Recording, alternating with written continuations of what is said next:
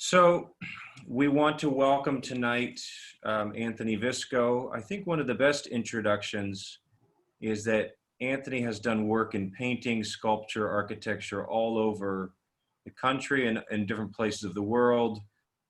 He ran many classes in Florence before this pandemic started, etc. But I think the best introduction is that his work is here locally. You can see Anthony's work if you go to the Shrine of St. Rita. You can see Anthony's work if you go to St. John the Evangelist. You could see Anthony's work if you go up north to Doylestown to Our Lady of Guadalupe. You could see it at Old St. Joseph's, many other places. So that's what's so great is that he's a great artist, but he's local, and he's also a great friend. I have Father Giles sitting next to me, and we went over to his little patio recently to just discuss this series, and we had lunch.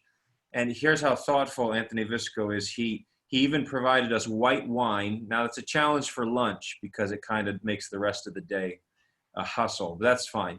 And it was not only white wine, it was Michelangelo's preferred white wine, which we said, oh, this man continues to impress, even with his hospitality. So he was entertaining in a Benedictine manner, Dominicans, and yet we're talking about Francis of Assisi for this fall art series. No, just class number one. Anthony, I will say that we Dominicans, we want to honor you and say that we already have 65 plus different people logged into this class, which already breaks our Zoom records. So you're more popular than us. I want to say that in your introduction. And also read just a few of the chats because they're just really amazing to see who's here listening. So you have Karen is saying hi to Father Giles from Covington, Kentucky, and Visco. We have Paul Grass, excited to be here from the Religious Academy. Paul Grass, Amy Grace Miller, who's one of your students currently, Pia Soriano from Manila, the Philippines. We have Alan and Baker and Rebecca Johnson from Sweden, and Sarah from Southern California, Saskia from San Antonio, Sarah Copeland from Phoenix. So apparently you're popular, and Francis of Assisi was popular too. So I think it's just a beautiful gathering. The last thing I'll say too, I want to just say a word on Francis of Assisi because you'll be speaking of him, of course, as part of this kickoff to our fall art series. Father Giles taught at Franciscan University for about 15 years. I myself was baptized by the Franciscans and attended the university as well. Even the Dominican rosary I wear in my habit is actually made by the Franciscan TOR sisters who made it for me right before I left Steubenville to go into the novitiate. So I just want to read the prayer. I actually wear a Franciscan cross on my habit, my Dominican habit. And I'm excited whenever Dominicans produce good Franciscan presentations, scholarship art, whenever we help to do this, I love sending the video afterward to my Franciscan friends and say, look what we produced on your saint. You know, it's always a good share. I've done that a couple times actually. So I'm excited for those here. I'm excited to also share this widely afterwards, even among the Franciscans. I'll just pray this prayer. It's attributed to Francis, even though it's probably written later, but it's very simple. I'll begin in the name of the Father and of the Son and of the Holy Spirit. Amen. Amen. This is just off of the cross of my rosary. O Master, grant that I may not so much ask to be consoled as to console, to be understood as to understand, to be loved as to love. For it is in giving that we receive, it is in pardoning that we are pardoned, and it is in dying that we are born to eternal life. And we do praise you, Lord, for this life, for this beautiful creation of yours. We also praise you for your saints, that you have shown yourself to be so marvelous in their lives, which shine out before, especially the life of St. Francis of Assisi, whose feast was yesterday. We ask him to pray for us. We ask him to pray for Anthony in this presentation. And we ask your blessing upon us, the Father and the Son and the Holy Spirit. Amen. Amen. So Anthony, you have a whole intro and stuff. I just want to ask, can you give us the history? How old is this lecture? Because you've updated it. When did you first give it? Maybe you could start there and then just keep going. I first gave it in 1981. I was teaching then at the Philadelphia College of Art. And I had learned that in 1981, we were celebrating the 800th anniversary of the birth of St. Francis. And by the way, in 2024, we're going to be celebrating the 800th anniversary of the death of St. Francis. So we've got a lot to do between now and then. But anyway, I at the same time, I received a commission at Old St. Joseph's that really sort of altered my life in that it was a commission to do the Stations of the Cross. But, you know, wanting to know more about it, I wanted to know, how did the devotion develop to begin with? And I had to start looking into the life of St. Francis when I was told that, well, really, it comes from Franciscan traditions and this and that. One thing led to another, and it being the anniversary of his birth, I just started to accumulate as much information as possible. And the more I found out, the more I had to find out, because it was, you just start pulling a thread and it just continues and continues and continues, and it still continues. That combined with art school and art history. And we were always told in art school that the Renaissance began with the Cimabue crucifix. And that's the beginning and end of the story as far as art school is concerned. So it feels appropriate in that sense for me to start with the Cimabue crucifix. This is the one crucifix that we were always told in art schools heralded the Renaissance. But again, in my investigation of St. Francis, well, what heralded the Cimabue? So I started to investigate the life of St. Francis of Assisi. And, you know, we find out that he was in these new developments, these urban centers, as we come out of the so-called not so dark ages, if you followed Father Tim's series, which was incredible about that period in time. So he's born in 1182, and he's born Giovanni di Pietro di Bernardone, and baptized. He comes from a upper middle class family. His father was, this is actually his residence, upper middle class family. His father was a cloth merchant who went back and forth to France a lot, and baptized in the Church of San Rufino, which is still in Assisi. Very beautiful, beautiful Romanesque church. These are the front doors. So this is actually the world he saw. And I found that important. Rather than showing art of St. Francis, show the world that he saw.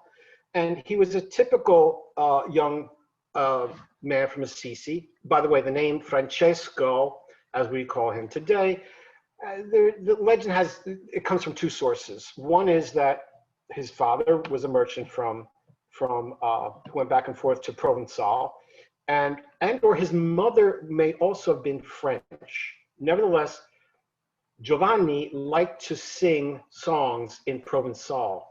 So actually, Francesco is a nickname meaning Frenchy, and it stuck.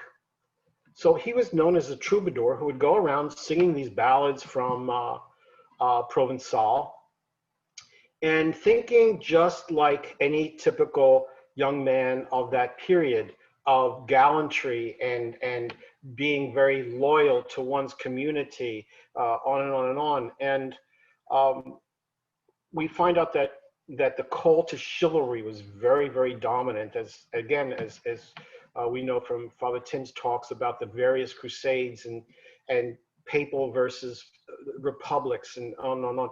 What happens is in 1202, there is a war raging between Assisi and neighboring Perugia, a war between Frederick II and Innocent III. So again, we have these wars between church and state. Francis went to the battle. He was completely unprepared to fight. He was untrained, and he falls captive. But because of the fact that they saw how he was dressed, etc., he becomes a prisoner in Perugia for about a year, and returns to Assisi again for another year of illness. Then in 2003, he decides to try again. And this time he tries to leave Assisi and go and join the Crusades. To get entry into Jerusalem. That's the main reason in his time, is to gain entry into the city of Jerusalem and take it from its captors. So on the way to Assisi, on the way to Spoleto, or the Crusades, he is stricken in Spoleto and falls ill again and cannot make it. He returns to Assisi, Roccamaggiore, his own town, and he's just lost. He has no idea where his destiny lies. He wanders into the Church of San Damiano. That cross that Father Tim held up is the cross of San Damiano, as we call it. And he finds that the place is in disrepair. Here is the church as it stands today, actually.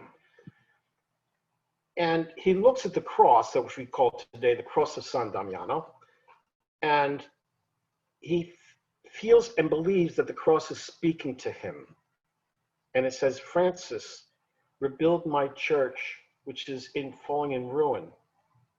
And he takes the message very literally. He goes back to his father's shop, and as his father's away, and he collects all the fabric he can, and he goes out, he sells it for whatever price, and he gets field stone and mortar and goes back to literally rebuild the Church of San Damiano in Assisi. When his father returns, he's infuriated. And he said, you have to pay me back for what you took. He said, I can't and I won't. His father drags him to the bishop. This is the bishop's courtyard here. And he said, my son has stolen from me and I want him to be repaid. Francis strips himself and said, I have no earthly father. And with that, the bishop runs and gets the gardener's discarded robe and dresses Francis, and Francis leaves. He has no home. He has no place to go. This is one of the robes. And wanders the streets of Assisi, no place to go, but he's still joyful, very, very joyful that he's made this decision in life to give up everything and just praise the Lord. And goes from street to street, actually asking people, if you don't like what I say, he'd beg to be stoned. If this bothers you, stone me, but I enjoy it. He was really quite, this is Santa Maria Minerva, which is still a church in Assisi, built on top of a Roman temple. And he would stand in these porticos and preach to people. Sooner or later, the word got around that this man is making a lot of sense. And slowly but surely, he started to have followers. And if they didn't listen, of course, we know St. Francis would just preach to the birds. But little by little, the followers accumulated, and he found himself with 12 followers altogether. And soon it was time to go to Rome, to write, rule, and go to Rome. And as we know, the story is that he goes to see Pope Innocent III, who refuses to grant him the rights, thinking that it's just a little too strong, too much. By the way, we know St. Dominic went through the same thing. So medieval Rome is a very different place. And that night, the Pope has a dream of this beggar man in these tattered robes, rebuilding the church, holding up a falling church. The next day, he grants him the right to the order. Francis returns to Assisi and makes contact with his dear long childhood friend, Claire Schiffi. And Claire wants to join. So Francis designs what they call the second order, which is the Poor Clares or the Poor Ladies. This is another garment of St. Francis. St. Francis got into the habit of begging for patches. When his garment wore out, he would beg for a patch and it would be sewn to it. Sort of like, makes me think of the parable of the wineskin when I see those. But anyway, Francis goes to other cities in Italy. He goes to Perugia. He goes to Siena, preaching constantly this new idea of what we call, and same thing with the Dominicans, the mendicant monk. These orders that go out and do actual works of mercy, work with the people. And we find out that there's something that happens simultaneously in art that, as the Franciscans and Dominicans are doing these different works, the work becomes more corporeal. and I'll discuss that a little bit more later. But he goes to Arezzo, he goes to Gubbio, he goes to all these different cities, chases out the demons of Arezzo. This is the church that's still there. But what haunts Francis is the Crusades are still going on, and now that he's had this new vision of life without war, even though he wanted to be a warrior in his youth, he now wants to stop it. So he and Brother Leo go to Damietta, Egypt, and seek out the Sultan, and they do get entrance into the city and into the court itself. As Francis tries to plead with the Sultan to stop the war, the Sultan says, "I cannot do that." He said, "But this God of yours that you traveled all this distance, this God of yours must be very, very important to you. Would you walk through fire for him?" And he said, "Oh, absolutely." So he challenges him to walk through fire, setting up this big fire in the courtyard there. Francis proceeds to walk through, and he's so impressed. He says, "Stop, stop, I believe you." And Francis wins without doing a thing, no blood at all. He wins what he wants, which is entry to Jerusalem, a one-day pass to visit the what we call now the Via Dolorosa. And that was his reward for his bravery and testimony in his belief in Christ. And till today, we know that the Franciscans maintain the Via Dolorosa in Jerusalem. And it's on his return, he's very disillusioned, but on his return, he goes to a wedding reception, and there's the Count of Chiusi, which is a town not far from Assisi. And the Count says, "You know, Father Francis," he was, even though he wasn't an ordained priest, he was still called Father. "I have this land in Laverna, called Laverna, which is between the Tiber and the Arno. And it's rugged and it's wild and it's not good for either living or for farming. It's useless, but it might be a good place for your friars and you to go meditate." And Francis goes and he starts to see different things. And what impresses him is the crags in these rocks. And upon meditation, he has a vision that these crags were formed during the hours of the Passion. And he asks Brother Leo and the others to leave him alone and just bring him bread and water every day. This is actually his bed in Laverna. He returns to Assisi, he goes back to Assisi by way of San Sepolcro, another Umbrian town.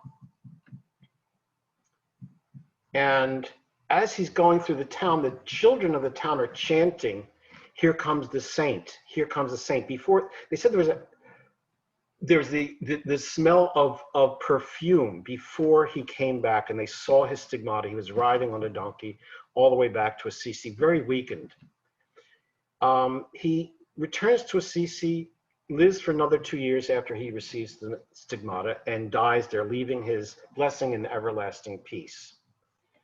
And that's pretty much the life of St. Francis. And I'm saying this because he said nothing about art whatsoever. But yet, even Sir Kenneth Clark, the great art historian, will say, without Francis of Assisi, the Renaissance may not have happened. So let's go back to the Cimabue crucifix here. And what it says and continues to tell us is this division. Before St. Francis of Assisi, as we know, here's the cross of San Damiano. We call this the Christus Triumphans. It's the open-eyed Christ. It's standing erect. It's not the long-suffering, dying Christ. And in fact, during that period, most times, it was either painted or carved with a crown on its head. The triumphant Christ, not the long-suffering. So here's another example. Sometimes dressed as priest as well. Very majestic. But we see after St. Francis, and it happens pretty rapidly, within 25 years after his death, this triumphant Christ slowly but surely becomes more corporeal, number one. And number two, we see that there's more gravity in the body as it starts to slump toward one side or the other. So the triumphant Christ becomes the Christus patiens, the long-suffering patient Christ. Here's another example, the Cimabue, and Cimabue's student was Giotto. And once we get to this particular area in iconography, the change never goes back. And so it opens up the artists of the Catholic Church into an iconography that we've never returned from in going back toward the Byzantine example. In fact, that there's a period that we call the Italo-Byzantine, that transition period, which Cimabue was part of, which once we were released from those rules of it has to be this way, no other way, the imagination, in particular the Renaissance imagination, becomes enlivened. When we look at this one here by Donatello, if you look at the arms, there's a line there. And because these arms are collapsible and it's taken down on Good Friday and as if in funeral. We also see the cross of Donatello and Brunelleschi being carved. This idea of a crucifix in the round was pretty much, especially with this kind of anatomical force, was just unheard of. This one is in the church. This is Michelangelo. This is in the church of Santos Pirito in Florence, and shows the stripped Christ. We'll talk about that a little bit too. The idea that the disgracefulness of being stripped. So those who might think that, oh, it's just about anatomy. No, no, no. It's beyond that. It's about being disgraced publicly.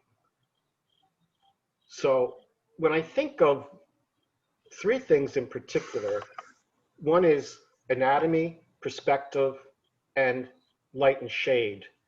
I realized, especially teaching all those years, how important they were to describe the incarnation, which St. Francis wanted more and more and more to do.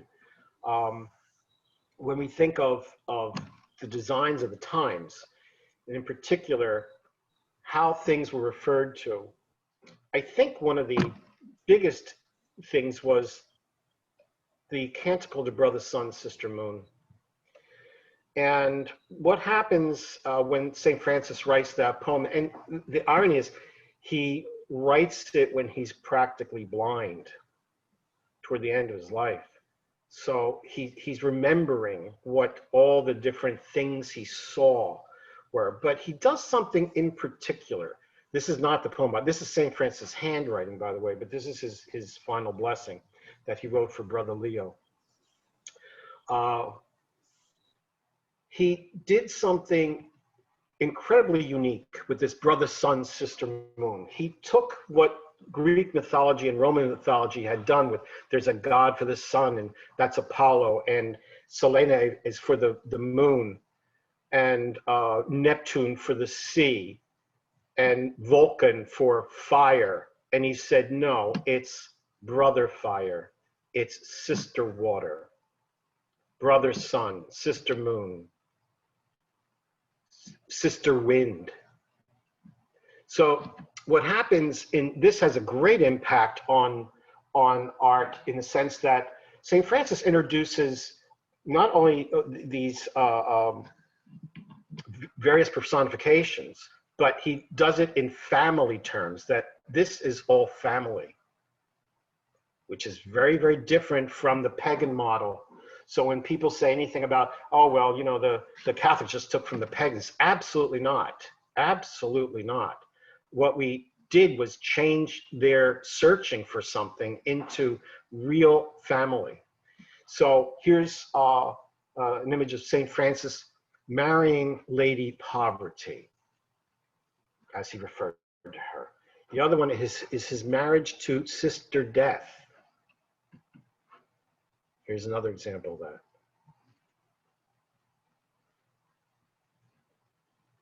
And then, of course, we see, you know, things like the vices and virtues being personified. And this personification of these things had never quite been done as well or as corporeal, let's put it, as St. Francis had done it. Before then, we have this Christ Protocateur. This is what St. Francis grew up with seeing. So something like the Byzantine icon with reverse perspective and the gold background, which we also can call null space. The reversal of the physical with the non-physical. So what's the glory is raised, right, in relief, but the physical, the flesh part must be done flat. Okay. So this is the model, the pre-Franciscan model. We start to see a change where we maintain some of it, but this again is the Italo-Byzantine tradition where it does become more flesh-like. If you notice, the halos are still keeping that raised quality.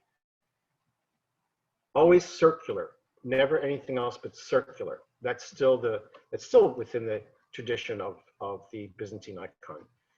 But we start to see a shift here where the halo is raised, but not perfect circle any longer. Unless it's the crucifix. The crucifix we still keep perfect circle. This will give you an idea. This image will give you an idea of just how far out those halos are in this fresco from Assisi. And of course, the Maestà. If we look at this one, the Greek model, the more Greek model has the saints below the throne of Our Lady.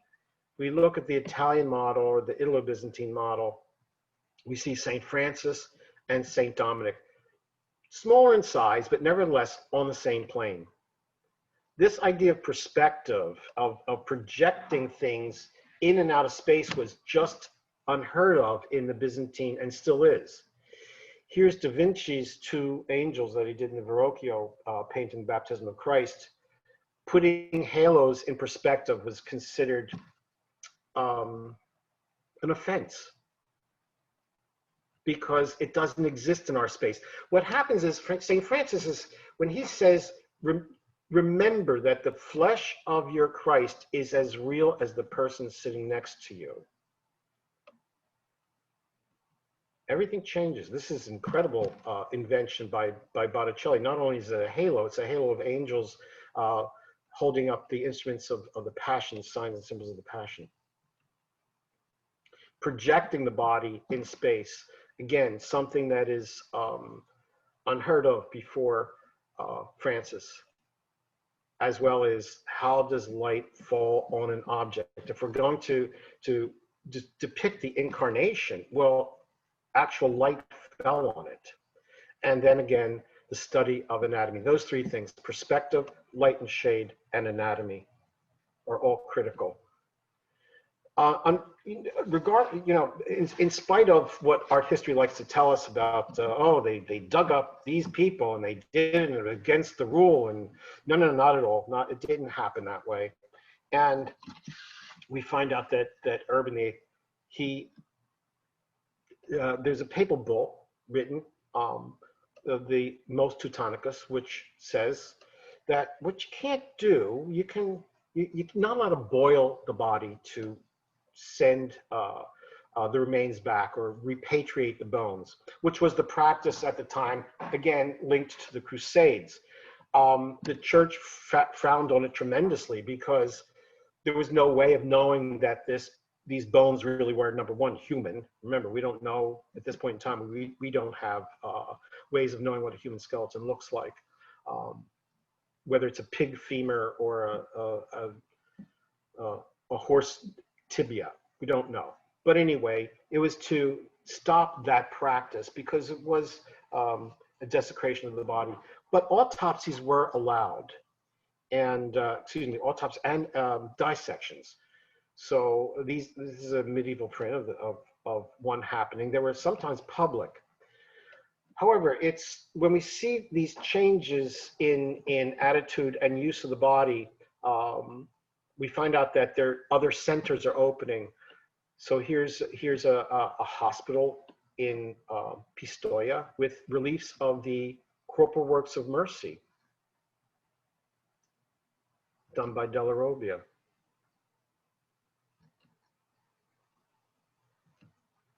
And the whole idea of the 7 corporal works of mercy get depicted more and more and more when the mendicant monks are brought into Christianity and Europe. And still, it's still, you know, of course, we know that we are still doing this. This is the Caravaggio version of corporal works of mercy.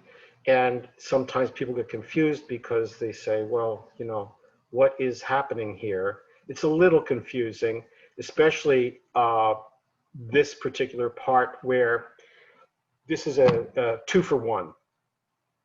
There was a Roman tradition of lactating women going to prisons to feed the hungry. So this is visiting in prison and feeding the hungry in one. Very inventive. I think we need more of this kind of invention. And then, of course, the Hospital of the Innocents in Florence, which still exists, where people would bring their abandoned children born out of wedlock. And Della Robbia does a series of reliefs that every child is like the Christ child, wrapped in swaddle. It's a beautiful place to visit. But it's this idea of, if you ever get to Florence, I would definitely say go to the Ospedale degli Innocenti. The body as church becomes more and more dominant in the Renaissance again. But it's in both ways, upright and in perspective. Here's another example of the church encompassing everyone.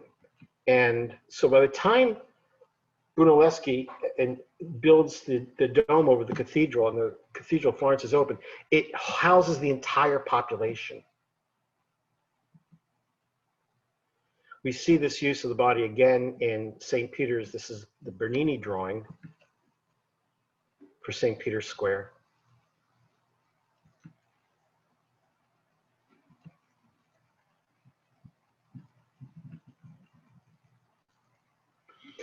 On one of the visits Francis does with his followers to another town, he goes to Greccio.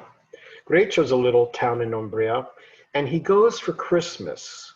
This is actually the cave that he went to.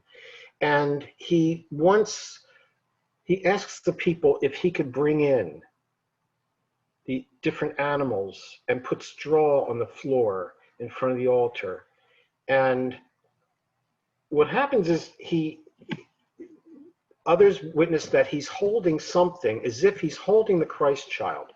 So the other form that we see that really we still have today, St. Francis becomes responsible for what we call the praesepio, the manger.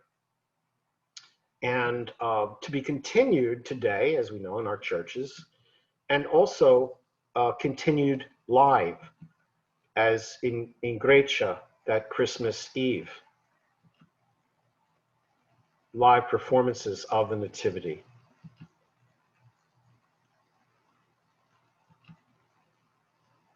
This is the one at the Metropolitan in New York. It's the Neapolitan set there.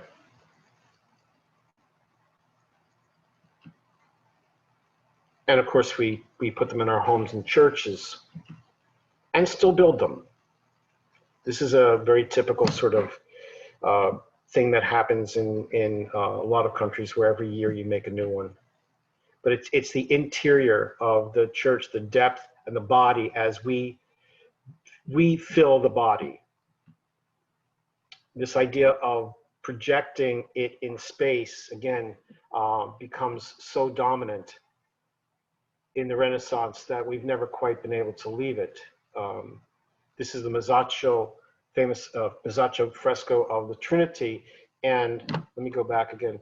You can see that it's based on the eye level of a human being, and how ironical that this, in one on the right, we see essentially the Vitruvian Man there as well.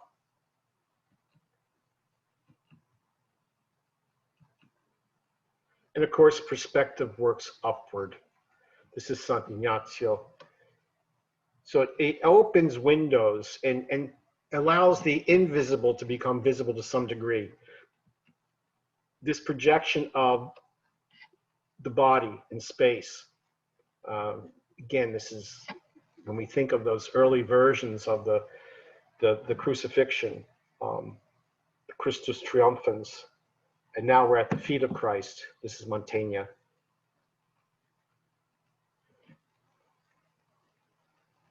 So we get to participate with those in the painting, in a sense.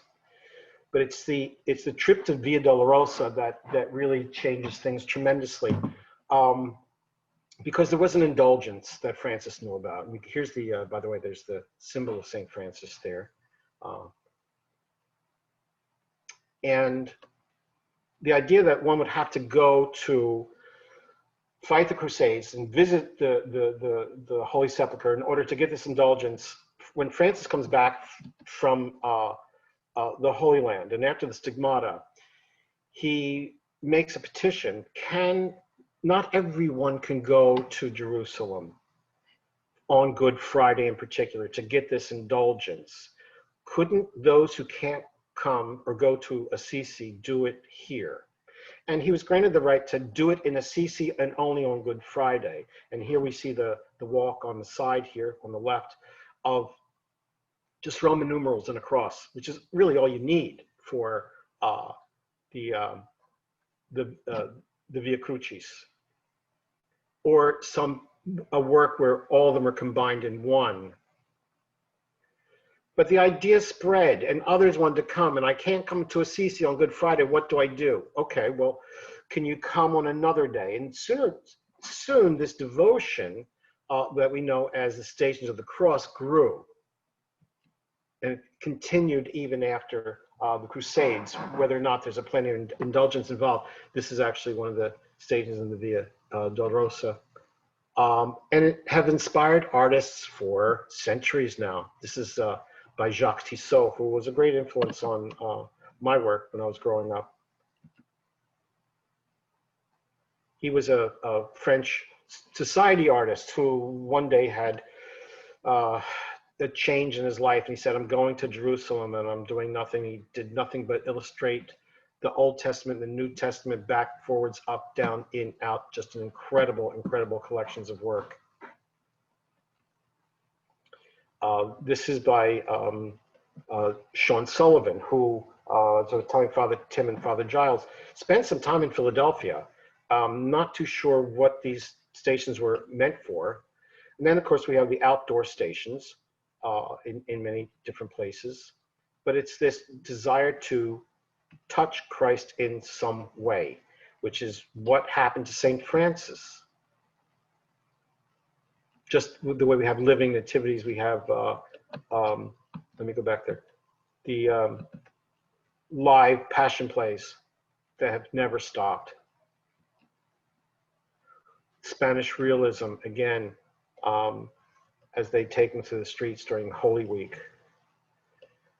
And again, we continue with our carving of this corpus. This fresco was considered the most moving to Michelangelo as he was growing up. And because he lived in the parish of Santa Croce, he lived around the block, actually. So this idea of this Franciscan who he adored and honored, had a great devotion to St. Francis. One wonders how much did the Passion of St. Francis have to do with Michelangelo's making of the Pietà. Franciscans give us some other things. This is Jacopo da Todi. Jacopo da Todi, again, focusing on the Passion of Christ, gives us the Stabat Mater, writes the poem, which we still use.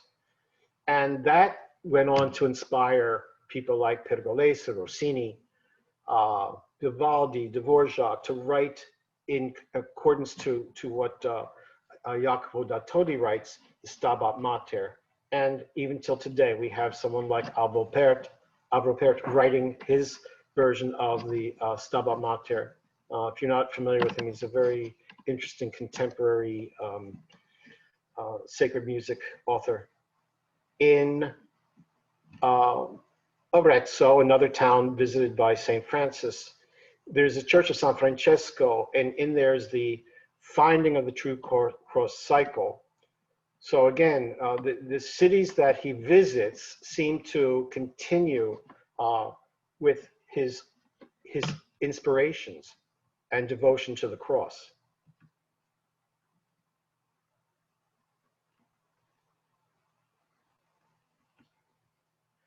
But Francis in art is, we know from Thomas of Celano, who gives a vivid description of him, more so than has ever been written about any saint prior to St. Francis, what he looked like. And he says, oh, he had straight teeth with not much spacing. His beard was dark and sparse, and on and on and on. Here's a very early depiction of his mother actually tying him up to keep him away from running and going to war again and again. And here he is nude naked in front of the bishop. Here he is rolling in snow to try to get any lustful thoughts out of his mind. And in the lower corner, his tending to a leper. He had a great fear of lepers in particular. And after the cross of San Damiano, supposedly he does see a leper on the street, and he goes to kiss him because he just had to get over his repulsion so much. And in kissing him, he said he felt the flesh of Christ. Here's San Damiano. This is the early cycle, the life of St. Francis.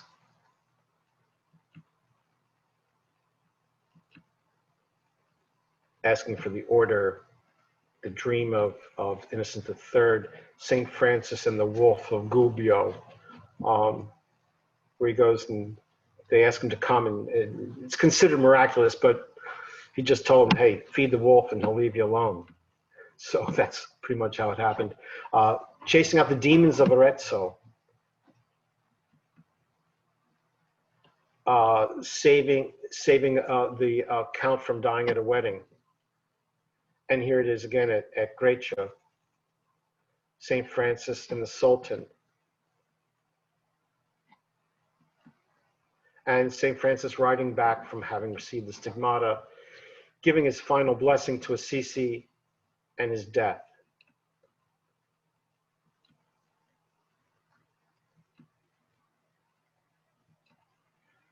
By the way, let me go back to that for a second. St. Francis asked to be stripped and laid on the ground, on dirt, as he was dying. This is a Berlingueri, who's one of the earliest paintings where you have a St. Francis. In fact, in art history, we pretty much date things by either Thomas of Celano or St. Bonaventure. This is St. Francis, again, painted by Cimabue in this Maestà fresco. This is really the first fresco that we know of where a saint is done in the same space. Again, when I talked about the Byzantine, even Italo-Byzantine, one does not get included, but to be same space, same size relatively is amazing.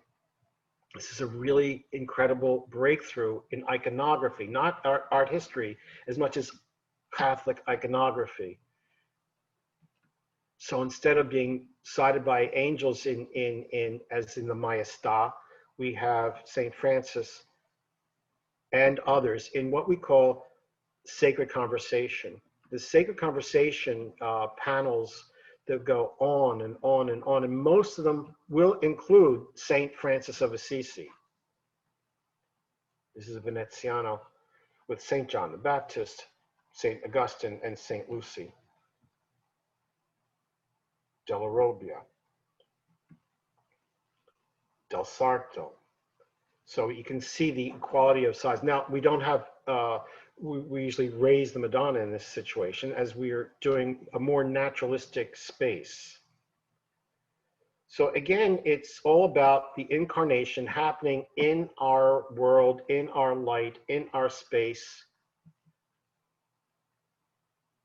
This is Bellini. I'm going to do a bit more on Bellini in a minute, because Bellini gives us probably the most incredible of all paintings of St. Francis. And of course, the other Franciscans, St. Clare of Assisi. This is St. Anthony of Padua. The early versions of St. Anthony of Padua are not St. Anthony with the Christ child, but St. Anthony holding flame.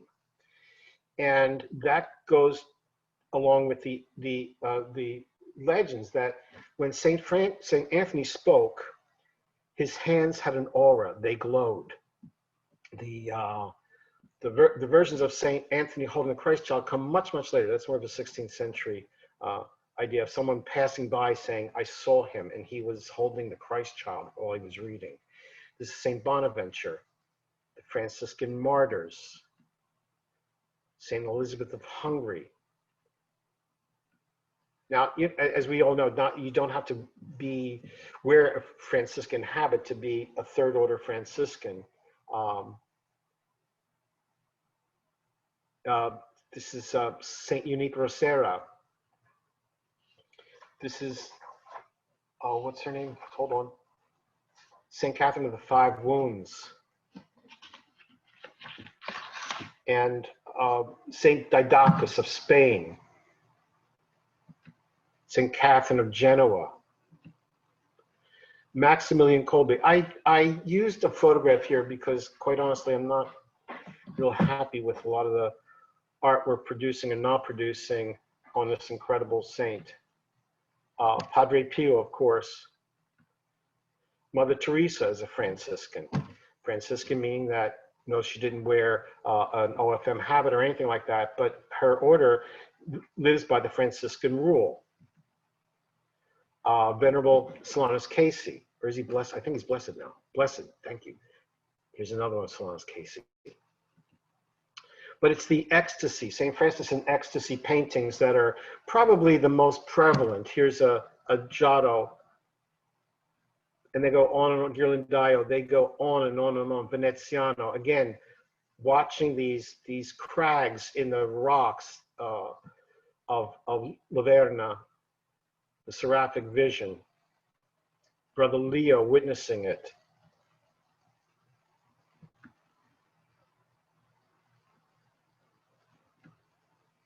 El Greco, different type of mysticism here. Van Eyck, we have this one in our Philadelphia Museum here. Incredible small painting that is so filled, but again, he pays very close attention to these rock formations. And if we notice, St. Francis isn't looking at the seraphic vision, he's looking elsewhere. So again, it's more internal experience. And we have various different modern versions. In 1981, Marvel Comics produced this in honor of the 800th centenary of the birth of St. Francis. But the one that we probably revere the most in terms of what it says is the one at the Frick in New York, called St. Francis in the Desert. Why, I'm not sure, but anyway, it is a marvelous, marvelous painting.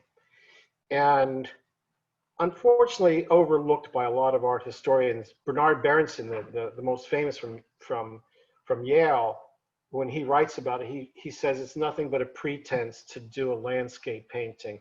So the saint and everything else in it means nothing. However, when we study the life of St. Francis, not in art history or even anything else, but really from St. Bonaventure, from the Little Flowers, from Thomas of Celano, and we start to look at the painting and we know what time of year this occurred in, we say, wait, there's a lot more going on here. Again, the Count of Chiusi gave him this mountain in Laverna, and we see the castle about maybe a mile away, we don't know, but anyway, it's still in view. We see this structure that's built outside this cave. There's the castle of Chiusi again. And we see all the different formations of rock, the geology as St. Francis describes it, being tormented.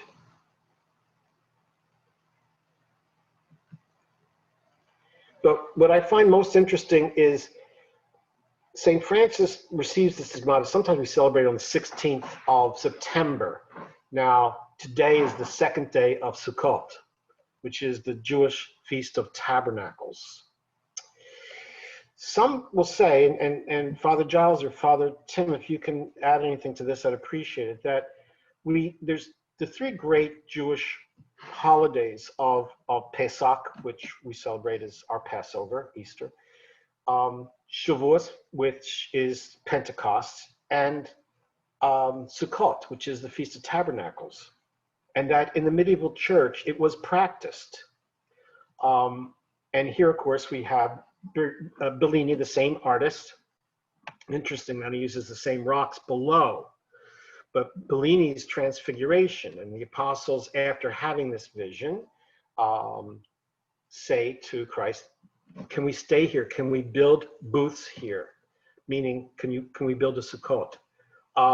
It's a very important holiday holy day in Judaism, which requires four different things. One of them being willow, and here Bellini does the willow tree. He also, in the painting, includes outside this Sukkot that Francis builds, reeds a cross with a crown of thorns. In the painting is also, as described by the legends, a rabbit. Legend has it that there was a rabbit that followed St. Francis for the rest of his life. And what happened was, it was during a hunt, and the hunters were chasing the rabbit, and the rabbit ran up St. Francis's sleeve. Look at the proximity of the rabbit to the sleeve of St. Francis. And that the rabbit remained with St. Francis and trembled with him when he died.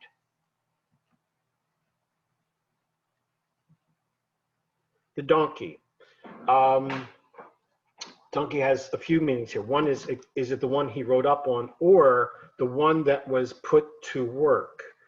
According to even Dante, who, of course, we have to look at what Dante says about St. Francis. It's interesting because I think, Father Tim, you were saying something about how you send these Franciscan things to your Franciscan friends. And I'm going to send this one too because it's going well. So. Okay. Oh, thank you. All right. What happens in Dante's Paradiso? Dante has St. Thomas Aquinas discuss St. Francis. All right. And he has St. Bonaventure discuss St. Dominic and describe him. So he does the same thing. Dante says that between the Tiber and the Arno, in the middle of the night, there was a great flash. It was still dark, it was pre-dawn. And the flash was so great that the various farmers and others put their livestock to work, got dressed, went out, and started to plow the fields, only to find out that later the real sun rose. They knew there was a flash. They had no idea. But that's also a great thing that Dante gives us about St. Francis. And again, he just asks for water. And is there a reference here, because it's not quite clear how this all comes about, to Moses striking the rock? Because there's two things. There's a jug of water and the spout. Francis, like Moses, takes his shoes off because we're on holy ground. So when we put all these different things together, we say this is definitely not just a pretense to a landscape painting. This is a painting based on all these different various accounts of St. Francis or Stephen the Stigmata. This is the signature of Bellini in all the different rock formations there. Again, I said that this started out by my receiving a commission to do the Stations of the Cross. And I've been very, very blessed in the sense that I've gotten 4 sets done now. I'd clearly do another one. These are some of the preliminaries for the ones at Old St. Joseph's. These are in bronze in La Crosse, Wisconsin.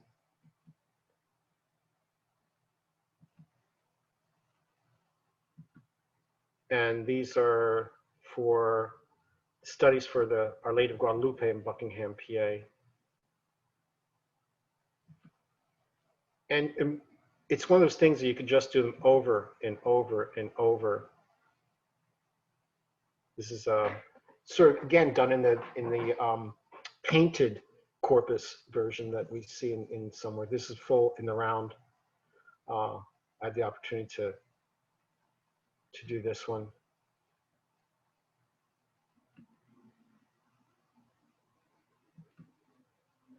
And I did actually get, finally in my life, a commission to do for the Franciscans here 2 statues, one of St. Francis and one of Padre Pio. And some people noticed that the eyes of St. Francis are it's very internal, that I portrayed him when he was nearly blind. But anyway, I'd like to leave this with the blessing that St. Francis wrote down for Brother Leo, and that is, may the Lord show you his face to you and may have mercy on you. May the Lord turn his countenance on you and give you peace. May the Lord bless you. Thank you all for participating. And hopefully you can join us next week, same time, same station, with Father Tim and Father Giles for our Picturing the Rosary and how that all came about. And as I was saying earlier, you know, who put the Mary in the Hail Mary? You'd be amazed. Thank you so much, Anthony. So let's, even though people are mute, we'll give them a round of applause because Thank you. Father Giles is clapping. Thank you. Thanks, George. Very nice. Beautifully done, Tony. 2 things. Thanks, If people want to just ask a question or comment, go ahead and unmute yourself and do so. And I'll also just begin briefly with the chat, just so you see this, Anthony. Okay. There's a lot of people are saying thank you over chat. Yeah. Okay. I don't see that. Wonderful lecture. I'll print it out and send it to you. Okay, You can great. study later in detail. Okay. It was great. I'll be back next week. Thanks, Diane. You're welcome. Yeah, really, really fascinating. Such attention to detail, and it's so rich now to know that much about St. Francis. You never hear Well, that. you know what's rich, George? I find out what's rich is because, you know, again, you being a sculptor, you being an artist yourself, we don't get this in art history. No, you don't get any of this. We don't get any of this. It's all sort of just passed over as a change in technique. Yeah. And, yeah. you know, we know it's much deeper than that.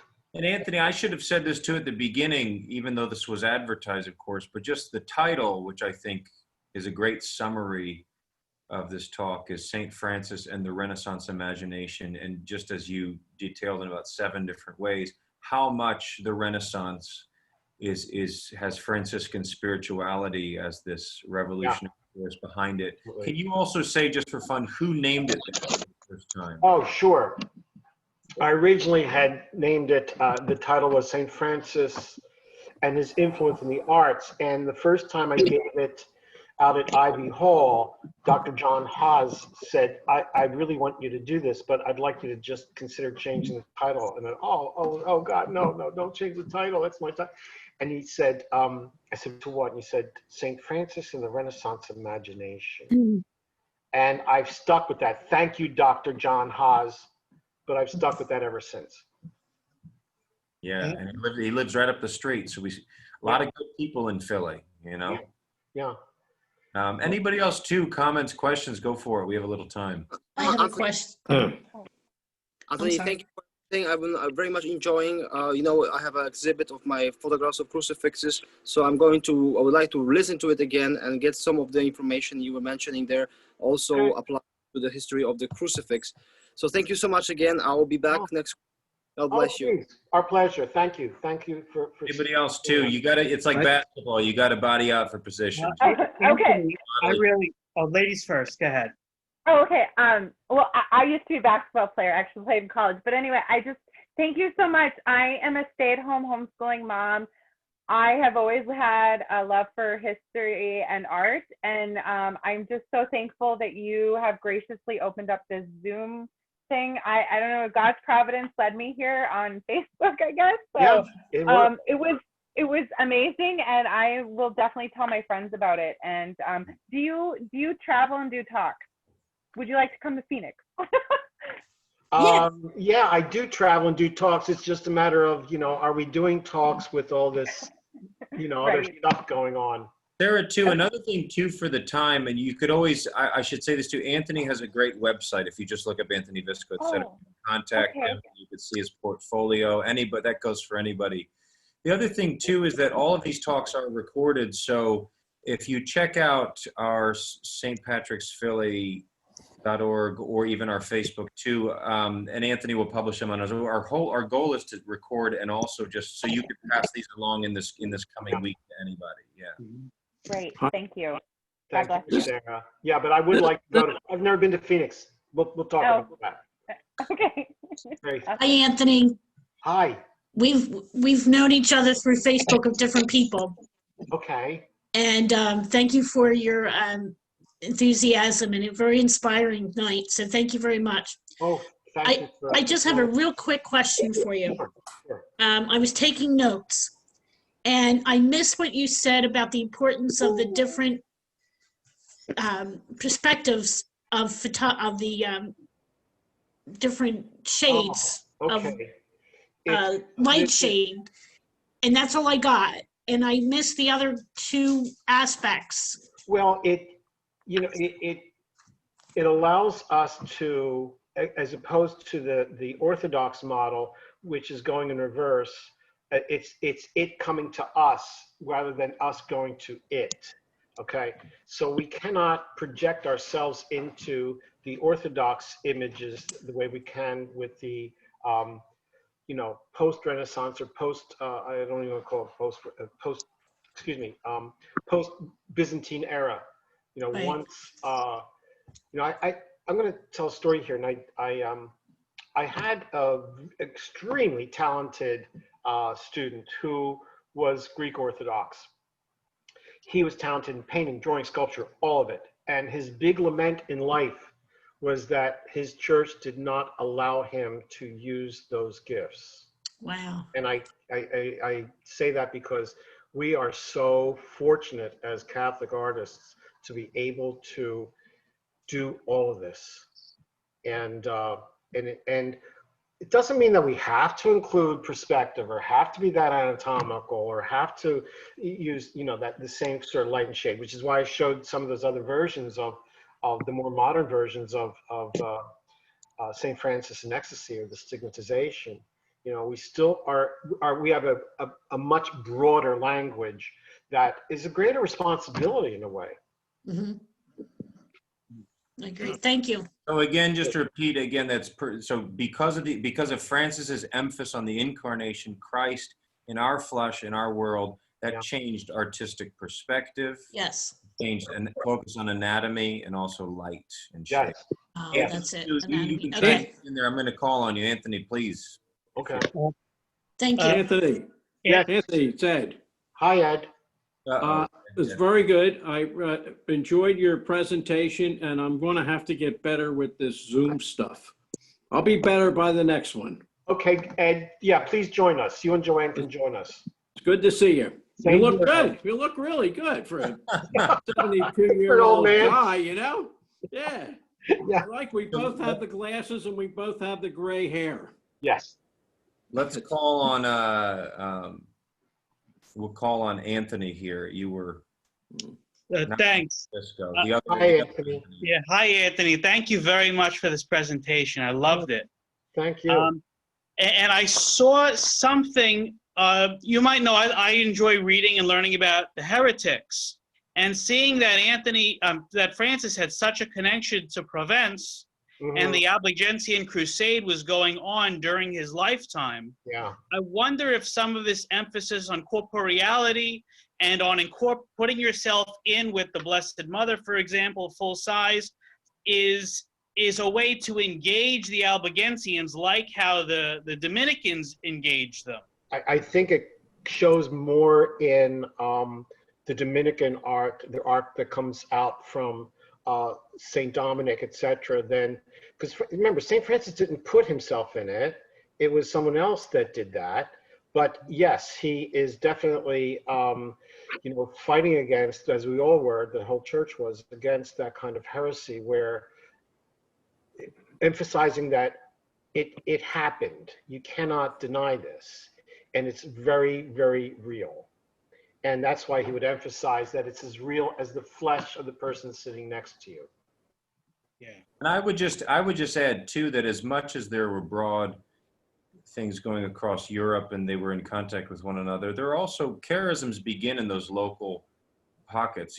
Francis really stayed in Assisi, and there was a different region. Now later on in the second and third generations, Dominicans and Franciscans mixed a lot, but we forget also how local these movements were. But that's a great question, Anthony. A lot of picturing the rosary is going to be on Dominican art next week too, so you could have a good comparison.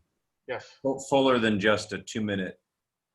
Let's call also on Dolores Pavlis. So I saw her. Dolores, if you have your question. No, I didn't have a question. Oh, I think you raised your hand on accident, but it's good to have you. How's that? This is the first time I'm using Zoom, and I always enjoy listening to my brother. So My sister. Thank you, Anthony. Thank you, Dolores. How about Donna Ferrari? You had raised your hand, Donna. Yeah, so Anthony, I absolutely enjoyed this, but one of the things that I found thought-provoking for me was the Pope's visit to Assisi over the weekend and the signing of the encyclical. So as you were talking, it made the encyclical and the symbolism of what he was doing in Assisi this weekend just so much more powerful. So thank you, because I would not have made those connections. Great point, Donna. Thanks so much. Let's call on also Paul Grass. Paul? Hi, Paul. How are you doing? Hi, Paul. Loved the presentation. I really, just very thorough and very motivating. Thanks so much for sharing and sharing your work too. I heard a statistic this last week that over the last 10 years, Christianity, or the interest in Christianity in the United States, has dropped about 30 to 40 million. There's a decline in the interest in our Savior and Jesus and this type of thing. And I wondered, moving forward with a vision of creating liturgical art or Christian art, do you see this kind of being affected, that this downturn of kind of away from Christianity or Christian interest is affecting the arts that are interested in promoting Christian art? Well, okay, when other artists or students ask me, about commissions in particular, and how do you go about it, this and that, I say a few things. One is give one to yourself, because if you don't want to do this, it's not going to happen. You won't be able to convince anybody else that it means anything to you. And especially if you really want to do something and you're approached, and I would say, do you want to do it as so much that you do it for nothing? And to me, that's, I mean, would you stop doing, making Stations of the Cross if everybody else said, I don't want to do it? I wouldn't stop. I wouldn't be able to stop. So I'm doing it whether there's a place for it or not, whether there's a decline or not. I really can't.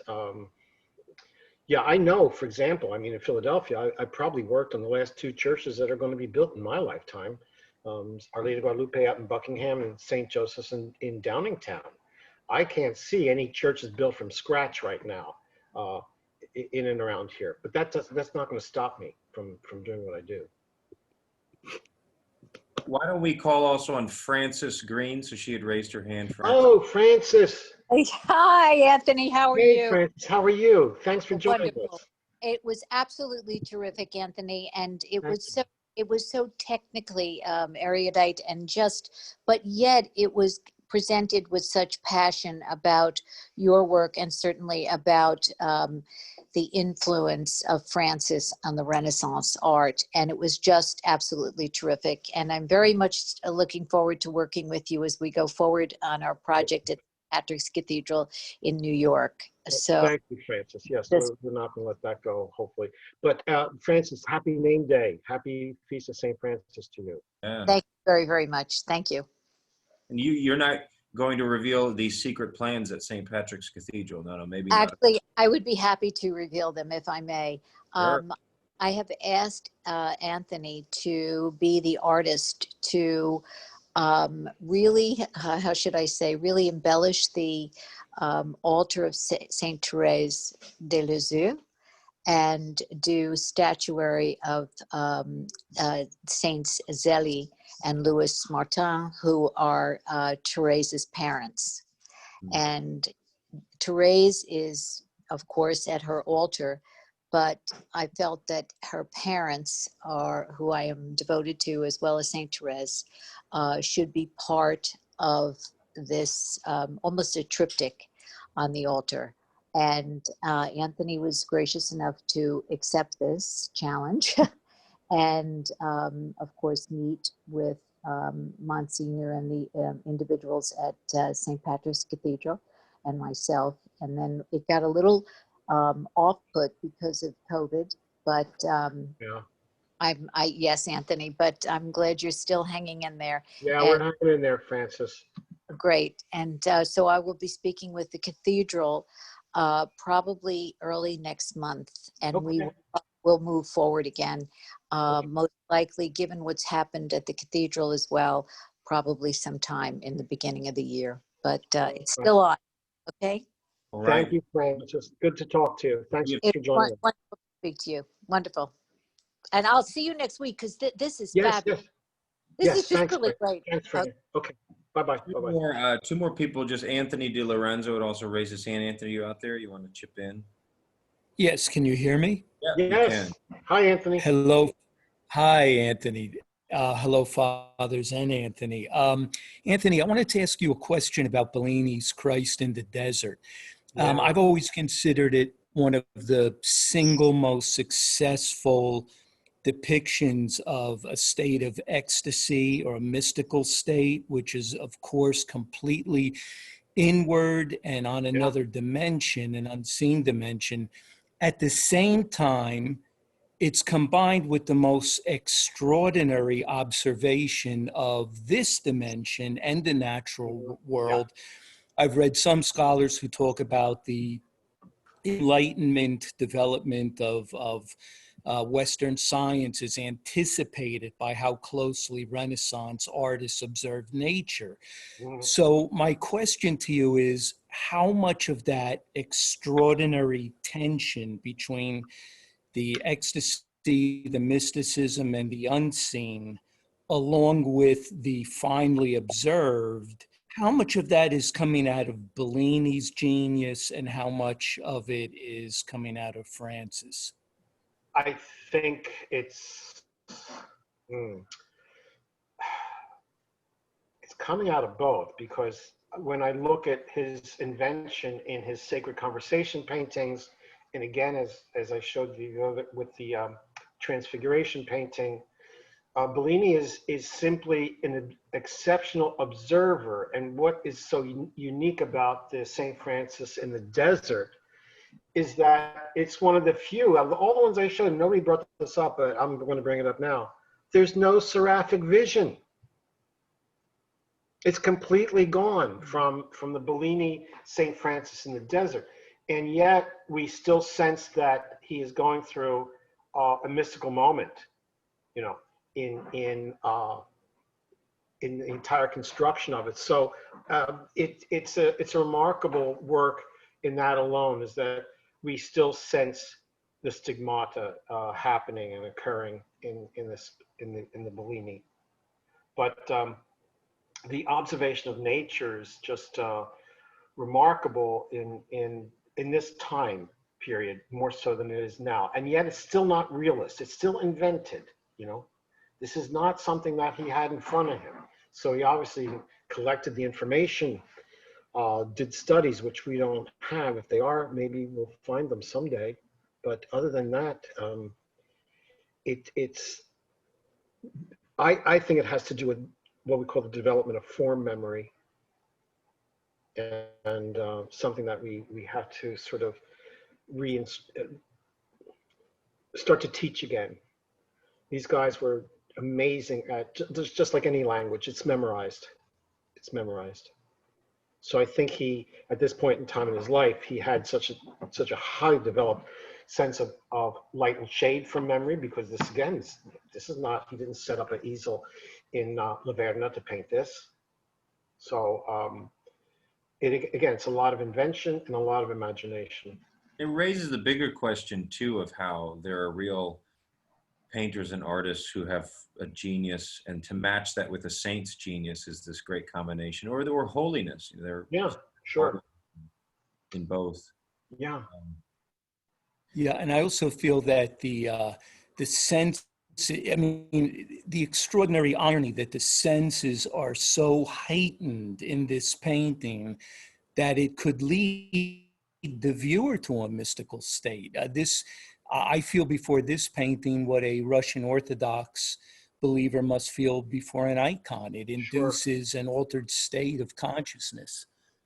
Absolutely, absolutely. Yeah. Let's also just too, because we're, I saw Robert, there was one more hand raised, Robert on his iPad. Are you still out there? I am, yeah. Hi, Anthony. Just had a quick, I was just curious if there was anything similar going on, because this is quite early on, going on in the northern Europe, simultaneous with this kind of exploration of the human form. Well, again, I showed that. Let me see if I can go back to that Van Eyck that we have here in Philadelphia, and he did two. Here it is. He did two versions of this, and includes again. Here's one where, as I said, he included the seraphic vision, but St. Francis isn't looking at it. And so we have two examples now of it not being included and not looking at it because it's happening internally. But Van Eyck is in the north as well. Van Eyck is the 15th century, right? So it's a couple centuries after, right? Yeah. So, okay.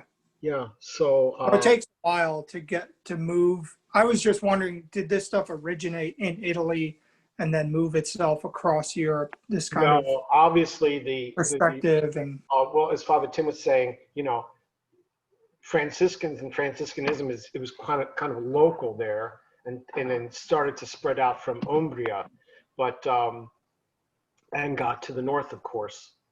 But yeah, there's also the other thing, and this is the technical part, and that is we shifted from tempera to oil.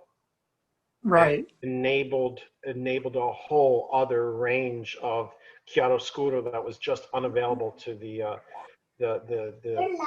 egg tempera people. Painters right. Tempera only. So Van Eyck, yeah, they're both exploring this new field of technique. Yeah, yeah. This is an incredibly, I don't know if you've ever seen it in person, it's an incredibly small painting for such unbelievable detail. and yet seems, again, is showing a monumentality that paintings of this scale or size usually don't have. Mm-hmm. And absolutely clear. What I like about this is there's no atmospheric perspective. It simply goes on as far as the eye can see.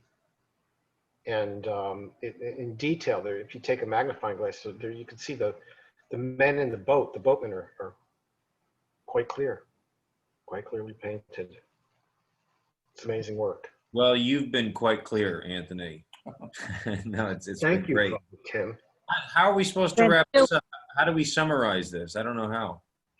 Oh boy, we have to get to work. That's no, you actually, this was a talk on what Francis began. It isn't really yeah. Well, we just can't stop working. That's what it means. You know. I'll also add this, and yes, we'll get Adrian also to ask one more question too, because we have time.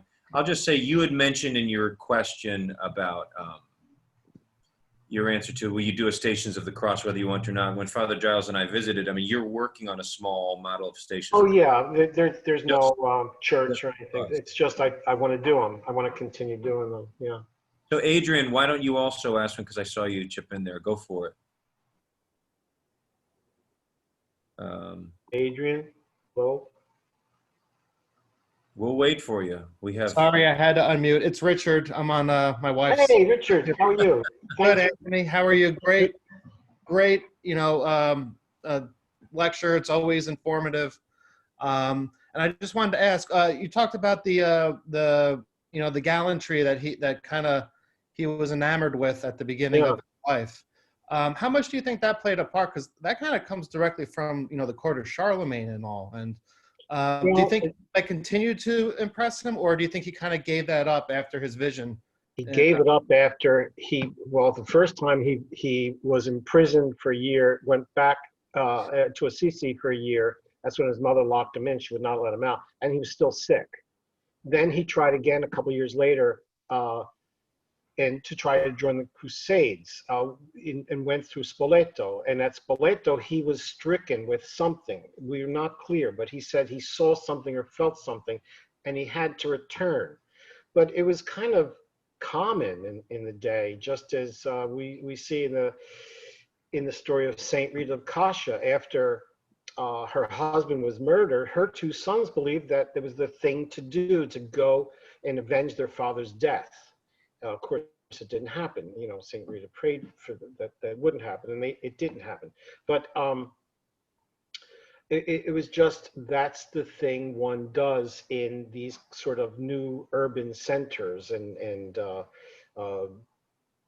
Francis just was called like anybody else to do this. But I think his sense of gallantry at Spoleto turned around, and he was very lost, and that's how he winds up in the Church of San Damiano. Thank you. Sure. Thank you, Richard. Well, thank you, everyone. Maybe we don't conclude. I mean, you're presenting again next week, Anthony, so we'll just look forward to that. Thanks, Father. Everyone, let's just ask also that St. Francis continually pray for all of us and our loved ones. And just like this movement in art, this change, I mean, the life of the church too, it goes on, and we will meet it again tomorrow, you know. We just keep going forward. Thanks, everybody, and we'll see you soon. Thank you all. Thank you. We'll post the video. It'll be great. Okay. Thank you. Thank you. All right. Everyone. Good night. See ya. Bye-bye.